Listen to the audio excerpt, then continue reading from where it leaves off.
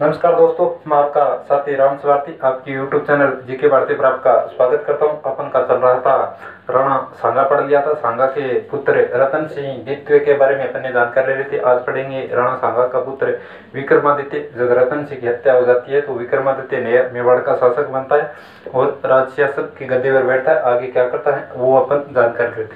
विक्रमादित्य जब मेवाड़ का शासक बनता है उसी समय बहादुर शाह गुजरात का शासक था और चित्तौड़ पर आक्रमण करता है।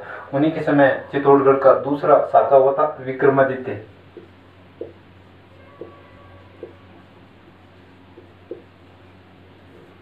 विक्रमादित्य विक्रमादित्य शासनकाल क्यों 1531 से लेके 1536 तक। हाँ, शासनकाल 1531 से 1536 मेवाड़ की गद्दी पर बैठता है। हाँ, इन्हीं के माता राजमाता कर्मावती राणा सांगा की पत्नी कर्मावती राजमाता कर्मावती की देखरेख में विक्रमादित्य यानी मेवाड़ का शासन चलाता था। हाँ, और बहादुर शाह गुजरात के शासक कौन थे? बहादुर शाह। इन्हीं के समय चित्तौड़ पर आक्रमण करता है बहादुर शाह।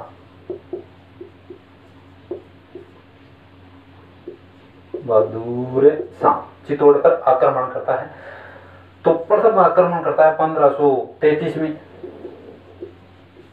इस समय तो राजमाता कर्मावती ने उसको बुला फुसला कर रिपड़ा रपड़ा देकर वापिस भेज दिया वहां गुजरात। लेकिन अगले बार वापिस आता है 1534 और 35 में।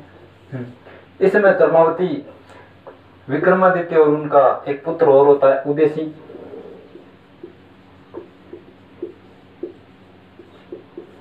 इन्हीं दोनों को भेज देती है अपने ननियाल बूंदी में। कहाँ? बूंदी में। और इधर चित्तौड़ का प्रशासन नियुक्त करती है नया बाघ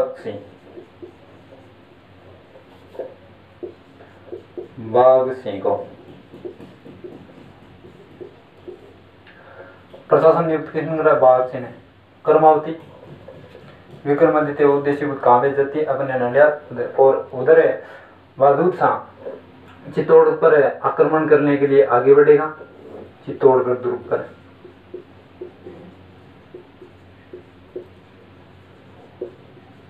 उस समय दिल्ली का शासक था हुमायूं। कौन था? हुमायूं।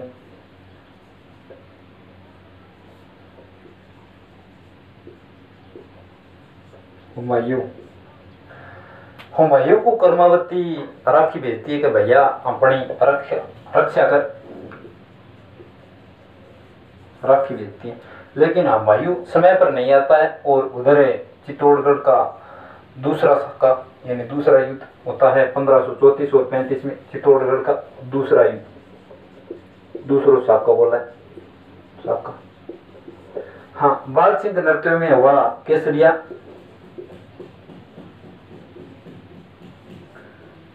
बाघ सिंह के नृत्य में तो केसरिया और राणा कर्मावती के नृत्य में हुआ जोहर। 13,000 महिलाओं के साथ कर्मावती करती हैं जोहर 1334-35 में। चित्तौड़गढ़ को दूसरो शाखा। ठीक है, ये चित्तौड़गढ़ का यानी राजस्थान का सबसे बड़ा शाखा माना जाता है। चित्तौड़गढ़ का दूसरा शाखा है जो 13,000 महिलाओं ने किया था। और उधर बहादुर शाह चित्तौड़गढ़ का नया शासक बनता है। तो हुमायूं को सूचना चलती है कि अपन ने सहायता के लिए भाई कर्मावती ने राखी भेजी लेकिन अपन गया नहीं।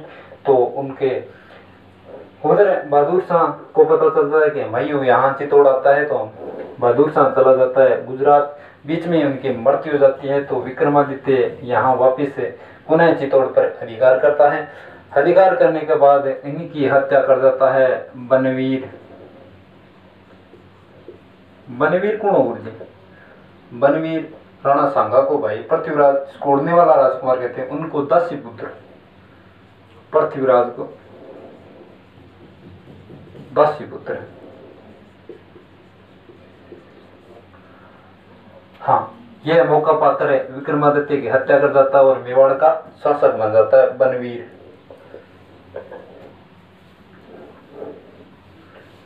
मेवाड़ को नया शासक कौन बना हुआ है? बनवीर। यह 1540 से लेकर 36 से लेकर 40 तक शासन करेगा बनवीर। बोले जी बनवीर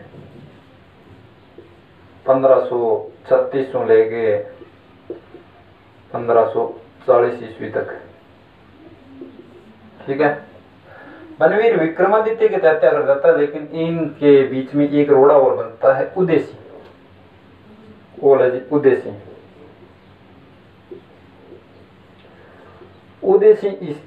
उदेसी बनवीर इन्हीं की हत्या करना चाहता है, लेकिन पन्ना दाहे जो इतिहास में आज ही याद की जाती है, दाई माँ पन्ना दाहे, दाए माँ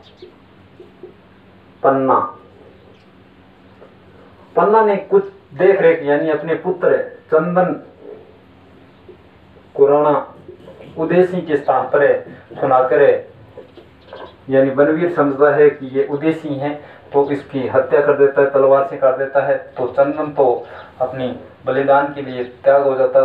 उदेसी को दाहिमा अपनी देख रेख से बचाती है और यहाँ कुमलगढ़ दुर्ग में ले जाती हैं। कुमलगढ़ दुर्ग में लिया हुआ है।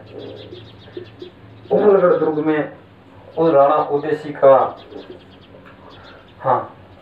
लालन पोषण होता है आशा देवपुरा की देख रेख में।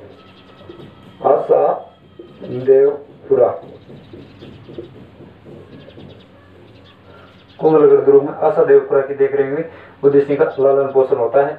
उधर बनवीर समझता है कि अब अपने रोड़ा कोनी तो उधर कुछ सामंतों ने कुमलगढ़ दुर्ग में ही राणा उदेसी को राजशासन नियुक्त कर दिया था और कुछ समय बाद उदेसी बनवीर की हत्या कर देता है 1540 में और मेवाड़ का शासक बन जाता है। बनवीर ने क्या करवाया देखो। बनवीर ने चित्तौड़गढ़ दुर्ग में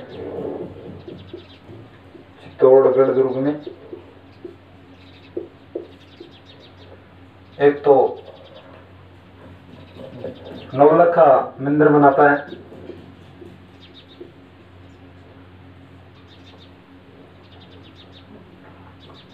नौलखा मंदिर नौलखा महल। नौलखा महल कौन बनाता है? बनवीर। कहाँ? चित्तौड़गढ़ दुर्ग में। नौलखा दरवाजा की बात आ जाए तो नौलखा दरवाजा रणथंभौर दुर्ग में है। क्वेश्चन पूछा हुआ है कि नवलखा दरवाजा किस दुर्ग में है, तो नवलखा दरवाजा रणथंभौर दुर्ग में है और नवलखा महल है तो चित्तौड़गढ़ दुर्ग में। किसने निर्माण करवाया? बनवीर ने। और चित्तौड़गढ़ दुर्ग में ही तुलजा भवानी का मंदिर का निर्माण करवाता है बनवीर। तुलजा भवानी मंदिर। और बनवीर की लीला समाप्त। अब नए शासक बने वो मेवाड़ का उदेसी, वही उदेसी जिसने उदयपुर जिले की स्थापना की और उदेसी झील का निर्माण करवाया। और इन्हीं के समय होता है चित्तौड़गढ़ का तीसरा शाखा। चलो पढ़ते हैं। उदेसी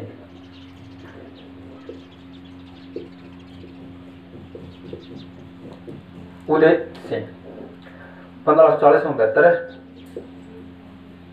शासनकाल 1540 से 1572 ईस्वी तक।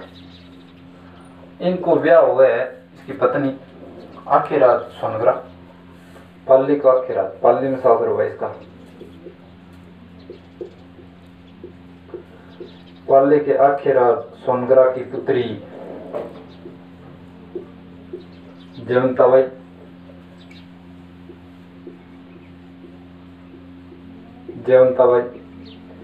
इन्हीं कोख से एक पुत्र जन्म लेता है जो इतिहास प्रसिद्ध होता है। पुत्र को जन्म दे कब? 9 मई 1540 को कुमलगढ़ दुर्ग में कटारगढ़ महल जूना कचौरी में। अरे महाराणा प्रताप को, महाराणा प्रताप को जन्म देती है जयवंताबाई। उदेसी पिता होता है हाँ, महाराणा प्रताप कल बढ़े। हाँ, उदय सिंह आगे क्या करता है, उदय सिंह मेवाड़ का शासक बनता है, उदयपुर जेल बनाता है, उदयपुर की स्थापना करता है, उदयपुर की स्थापना करता है।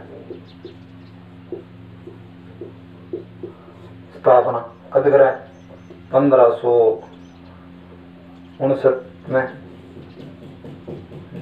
1559 में। और राव जोधा ने जोधपुर की स्थापना करी थी, जोधा यूं 100 साल पहले 1459 में।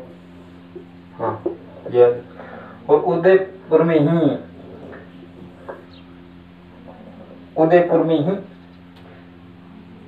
उदय सागर जेल बनाता है, उदय सिंह उदयपुर में ही उदय सागर जेल बनाता है। हाँ, उदयपुर को जिलों की नगरी कहा जाता है, राजस्थान की जिलों की नगरी। भारत की जिलों की नगरी की बात की जाए तो जम्मू कश्मीर को, विश्व की जिलों की नगरी फिनलैंड को कहा जाता है। हाँ, उदय सिंह के समय उधर दिल्ली का शासक था अकबर।